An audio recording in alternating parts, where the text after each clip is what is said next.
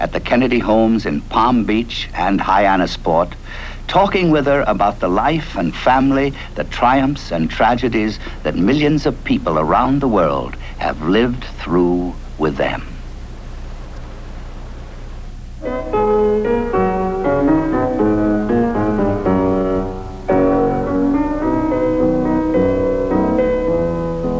Boston was a bustling, prosperous city, and as one writer put it, awesomely self-satisfied. It gave birth not only to the American Revolution, but the economic prosperity which followed. In mid-19th century, it absorbed thousands of desperately poor Irish, escaping from death in the potato famine. One of these was a farm laborer from County Wexford called Thomas Fitzgerald. One of his 11 children fought his way to the top. John Francis Fitzgerald, known as Honey Fitz, became mayor of Boston, and Rose Fitzgerald was his eldest child. She was beautiful, poised, well-educated. She spent a year abroad studying French and German. Her debut was marked by a civic holiday. But for all her charms and her father's success, the Fitzgeralds were still Boston Irish, and the doors of old Yankee society were closed. Well, we just grew up thinking that the Yankees, as we call them, were in one group, and the Irish Catholics were in another group. And it was understood, and I knew when I grew up that I would not be admitted to their clubs. And I knew I was as well educated as any of them. And at my debut, I had all Catholics. And then you'd marry a Catholic. In some ways, it was much easier.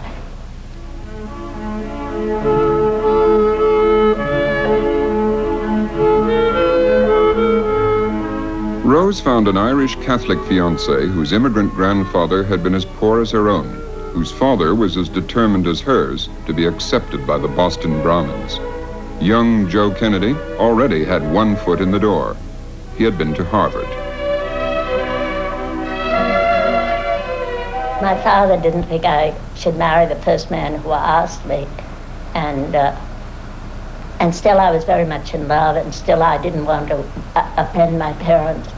So we used to have these rendezvous that were rather clandestine. Amusing. Yes, clandestine. How did you arrange those?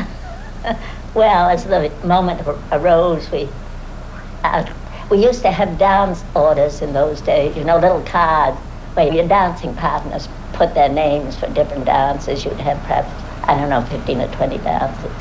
So he had fictitious initials that he put on so people wouldn't think that he was monopolizing my whole part, which of course I recognized. The favorite one was SS for Sam Shaw. And then we used to meet after lectures. I used to go to lectures and then just meet him by chance coming home. We'd walk a good deal in those days. And we still walk. We walked, of course, all during our married life, and I still walk a good deal because I enjoy it.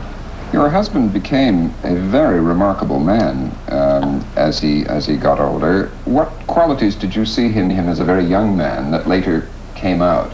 Well, he was captain of the baseball team, excuse me, manager of the football team, president of his class, and colonel of his regiment. I used to recite these things to tell my parents what great possibilities he had, that in school, that he had acquired all these honors and all these posts of responsibility, and that he was on to do great things, that he was sure to do great things. And of course he did become the youngest bank president in the world.